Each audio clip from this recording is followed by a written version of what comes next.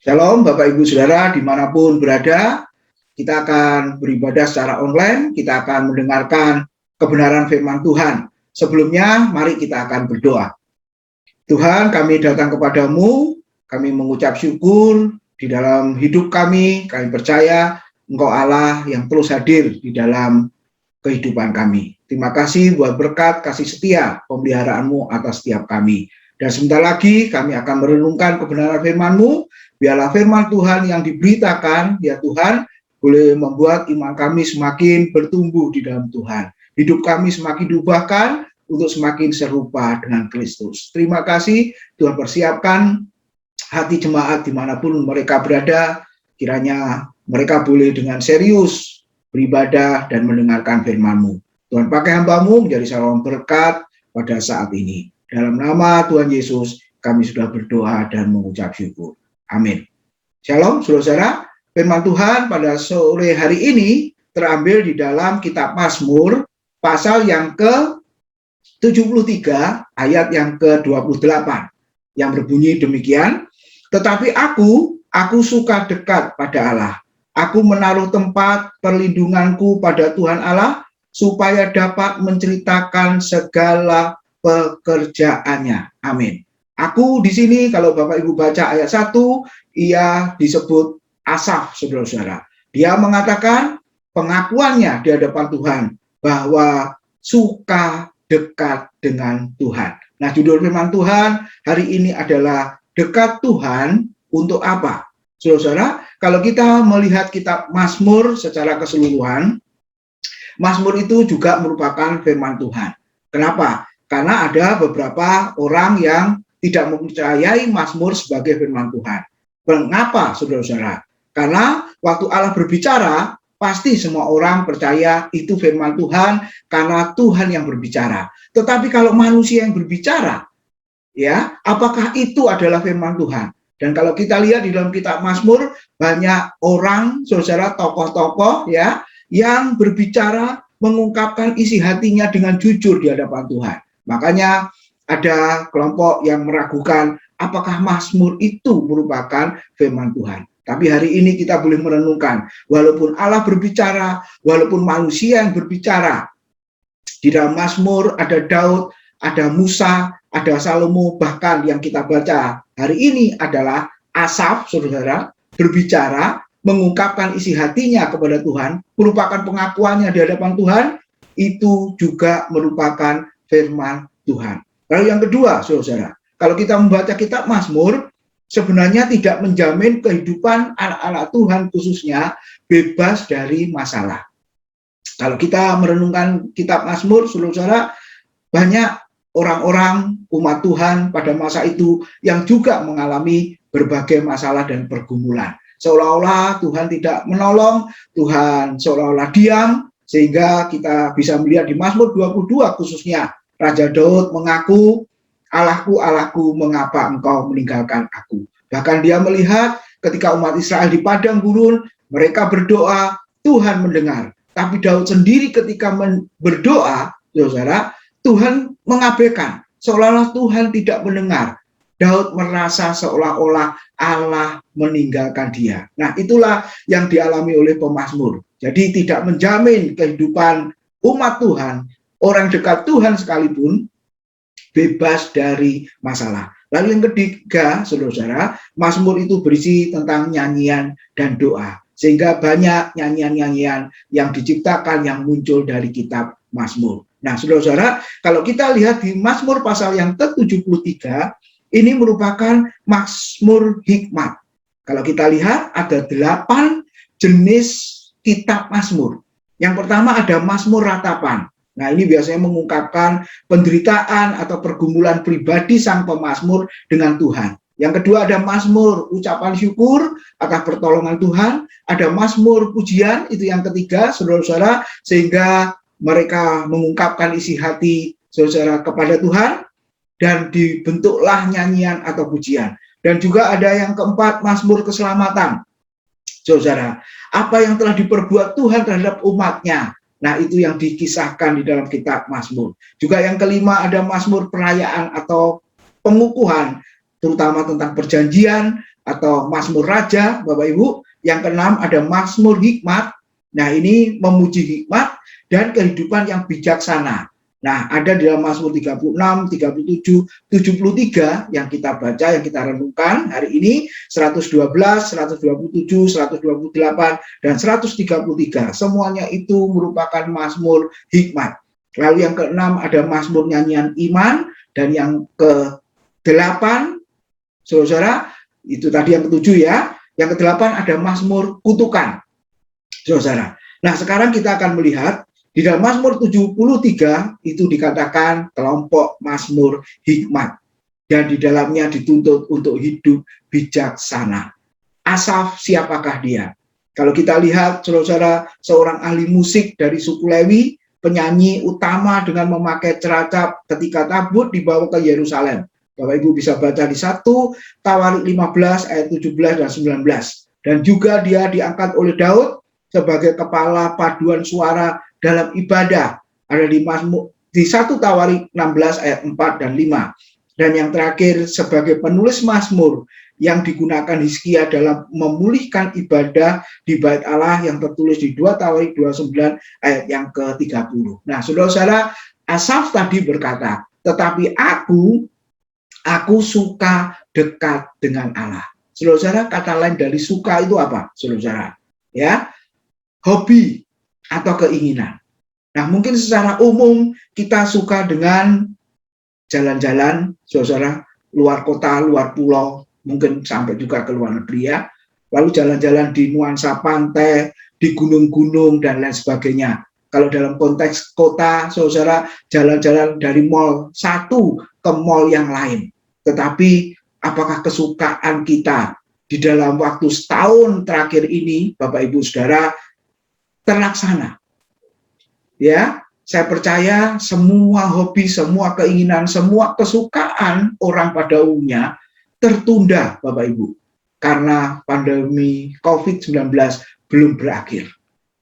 Nah, hari ini kita boleh merenungkan kesukaan kita boleh tertunda, tidak terwujud karena situasi, karena kondisi pandemi, saudara, yang dialami oleh banyak orang.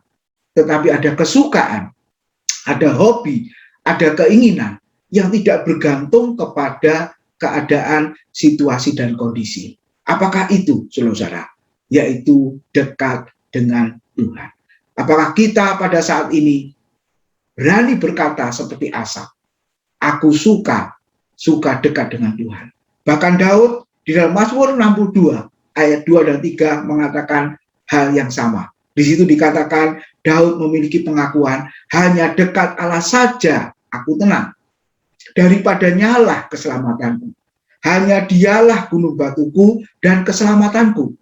Aku tidak akan goyah. Sekali lagi, hanya dekat Allah saja aku tenang. Daripadanya lah keselamatanku. Hanya dialah gunung batuku dan keselamatanku, kota bentengku. Aku tidak akan goyah. Saudara-saudara, di dalam kedekatan dengan Tuhan ada ketenangan. Makanya Asaf tadi berkata, aku suka dekat dengan Tuhan, karena seperti Daud mengatakan, Daud mengalami ternyata di dalam kedekatan dengan Tuhan itu ada rasa ketenangan, damai, sentosa yang sejati. Sama seperti seorang anak yang selalu dekat dengan orang tuanya. Pastilah anak itu merasakan aman, saudara, merasakan damai, merasakan sukacita, dan lain sebagainya. Demikian juga hidup saya dan saudara, sebagai umat Tuhan, sebagai anak-anak Tuhan, seharusnya kita dekat dengan Tuhan, sebab kita tahu, kita sadar bahwa dekat dengan Tuhan memberikan ketenangan dan kebahagiaan. Saya berharap Bapak Ibu Saudara dimanapun berada, boleh mengalami pengalaman yang sangat indah ini, yaitu supaya kita memiliki kesukaan, memiliki hobi, memiliki keinginan yang tidak bergantung kepada keadaan, secara situasi dan kondisi, apakah itu dekat dengan Tuhan. Saudara, di dalam Perjanjian Baru kita ingat satu contoh yang bernama Maria. Lukas pasal 10 ayat 39, di situ dikatakan Maria ini duduk terus-menerus mendengarkan pengajaran Tuhan Yesus. Duduk terus-menerus mendengarkan perkataan Tuhan Yesus Kristus. Bapak Ibu Saudara, Yesus ketika masuk ke keluarga Betania ini, saudara bertamu di sana bukan hanya membicarakan ya seperti layaknya saya dan saudara bertamu, kita membicarakan apa? Mungkin situasi yang sedang terjadi di hari-hari terakhir, saudara. Tapi Yesus ketika bertamu, Yesus mengajar. Yesus memberitakan firman Tuhan. Nah, artinya apa, saudara? Ternyata ukuran kedekatan seseorang dengan Tuhan ketika orang itu suka mendengarkan pengajaran firman Tuhan. Sekali lagi, ukuran kedekatan seseorang diukur dari mana? Ketika orang itu duduk terus-menerus mendengarkan pengajaran firman Tuhan. Mungkin bukan sekedar mendengar, tapi dia mencatat, dia meneliti, saudara, dia menguji, dia menggali keindahan, kedalaman, kebenaran firman Tuhan. Apakah di masa pandemik seperti ini kita melakukan hal-hal yang seperti itu? Berapa banyak orang Kristen yang mau merenungkan kebesaran, kebenaran dari firman Tuhan? Karena di situ kita mendapati kemuliaan Kristus, kemuliaan salib Kristus, saudara. Kita bisa melihat kasih Tuhan yang dicurahkan kepada orang berdosa.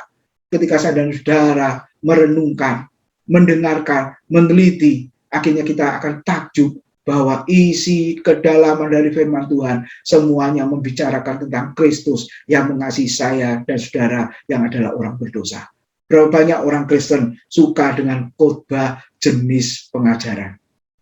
Lalu saudara, contoh yang kedua, kita lihat di dalam Markus pasal 9 ayat yang kelima, di situ dikisahkan tentang 3 murid Yesus yang diajak saudara di atas gunung, yaitu Petrus, Yakobus, dan Yohanes.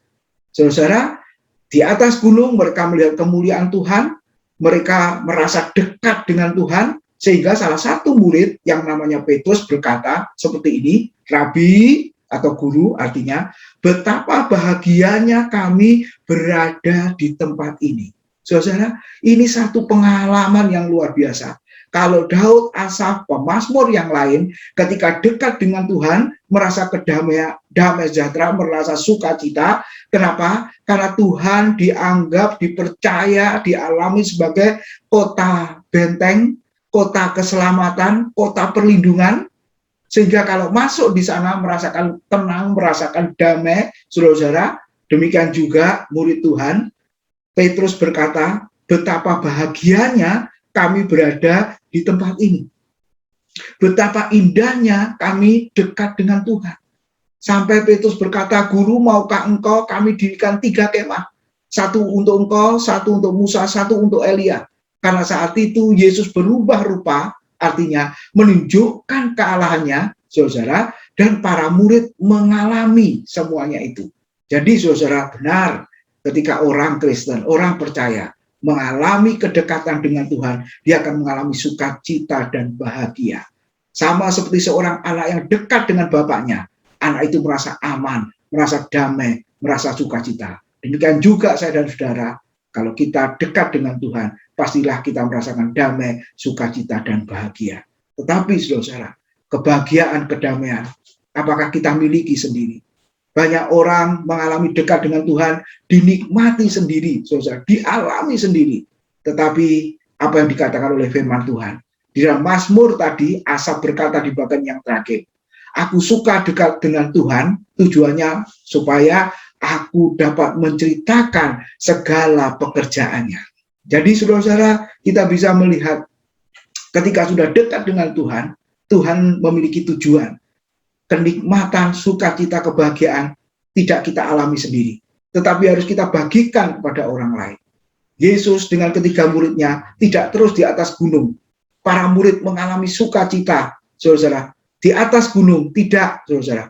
Tapi ayat berikutnya mengatakan Yesus mengajak ketiga muridnya untuk turun dari gunung itu. Mengapa, saudara? Karena di bawah ternyata ada orang yang perlu pertolongan.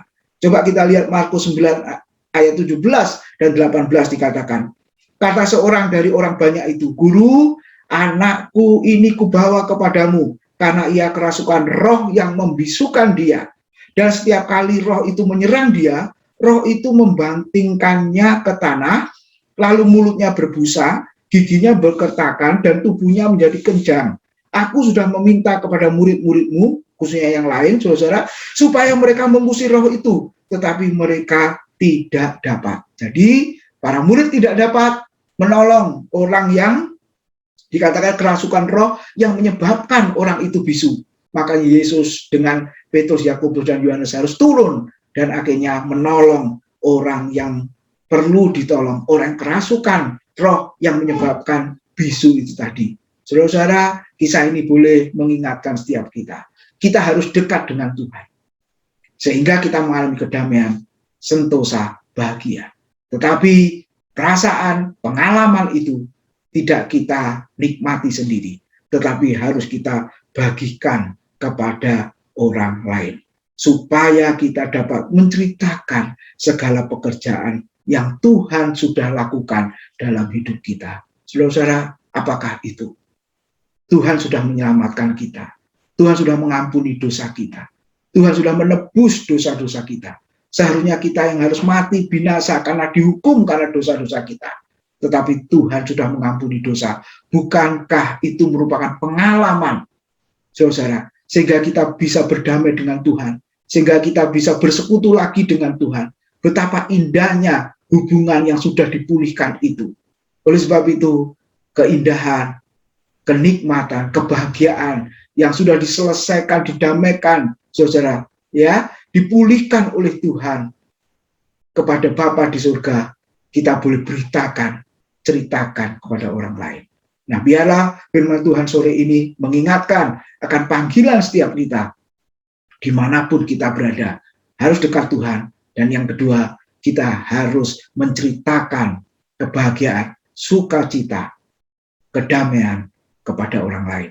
Bahwa hidup di dalam Kristus, saudara, adalah hidup yang dikuatkan oleh Tuhan, yang ditolong oleh Tuhan di dalam menghadapi segala apapun. Tuhan memberkati. Mari kita berdoa. Terima kasih buat kebenaran firman-Mu pada hari ini. Engkau boleh mengingatkan setiap kami, supaya kami terus dekat dengan Tuhan. Engkau ampuni kami ya Tuhan, kalau seringkali kami jauh dari Tuhan, karena kesalahan dan dosa kami menyebabkan kami jauh dari Tuhan. Tapi firman Tuhan hari ini boleh mengingatkan kami. Roh Kudus boleh bekerja, menarik kami kembali, membawa kami kembali untuk datang kepada Tuhan. Dan ketika kami datang kembali kepada Tuhan, hubungan kami dipulihkan oleh Tuhan. Kami boleh mengalami kedamaian, sejahtera, bahagia. Dan setelah kami mengalami semuanya itu, tidak kami nikmati sendiri ya Tuhan, tapi kami boleh bagikan kepada orang lain. Engkau terus memakai kami, dimanapun kami berada, menjadi berkat bagi orang lain. Terima kasih Tuhan, dalam nama Tuhan Yesus, kami sudah berdoa dan mengucap syukur. Amin. Tuhan memberkati.